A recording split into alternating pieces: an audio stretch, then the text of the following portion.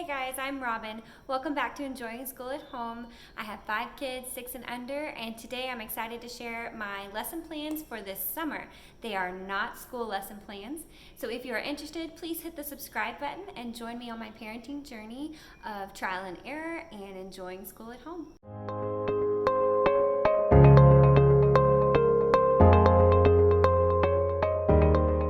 Okay, now, I am not someone who likes to do school year round.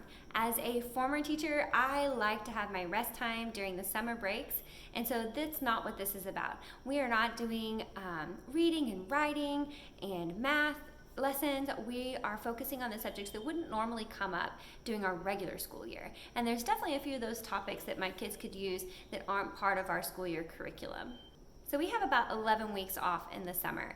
And when I consider if I'm only gonna take 6 of those weeks to do 1 week little units and maybe about an hour a day during those weeks, I'm not too overwhelmed with me taking away my kids' summers, making them do work. It's nothing like that at all. It is meant to be fun and to also grow them in other ways outside of reading, writing, and math.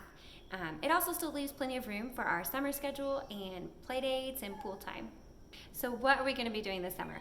We're going to do some basic home and contact information, personal body safety, stranger danger, fire safety, and water and electricity safety, as well as some etiquette and manners and a few social emotional skills. So I told you what we're going to be learning and studying this summer. Let me show you our actual schedule broken out into 6 weeks. Here it is, and you can see there I've got some sort of adventure or application activity for each week.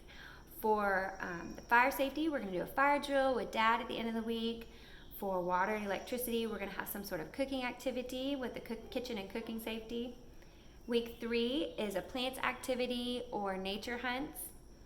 Week 4, after we talk about etiquette and manners, we can go out to eat at a restaurant and practice our etiquette and manners.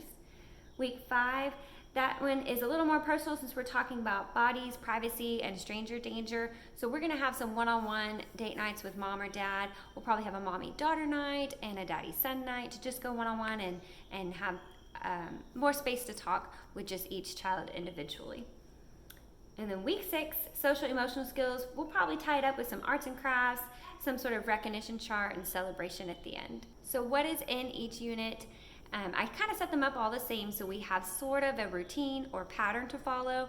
They each involve reading children's books out of our book baskets that are intentionally picked on those subjects or topics, whether it's gardening or social emotional skills or body safety and awareness. Then we might follow up with some pre-approved kids videos on the topics, followed by intentional discussions, like I mentioned, and reinforcement activities at the table, and then that one adventure application activity to tie it all up at the end. So what does this actually look like in practice in the summertime? I like to integrate things into our everyday routine that we already have.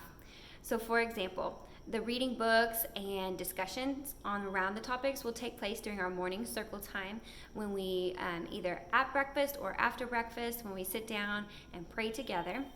And then any learning videos, I like to play those during lunchtime or snack time. I can just sit my phone right there on the table and they can eat quietly and watch whatever follow-up video I've got that I've made sure to watch ahead of time. And then a table time activity, I don't do that every day during the theme week or unit that week, just maybe 1 or 2 days where we're gonna sit down and do some cutting and pasting on a Teachers Pay Teachers resource or out of a resource I'm gonna share with you at the end. And like I said, our adventure activity on Friday or in the evenings with Dad, just depending on how it works out. I know I didn't go into a lot of detail on each of these units and what I'm gonna lay them out and make them look like, but I did want to jump on here and give you a heads up as to the topics and subjects we are gonna focus on.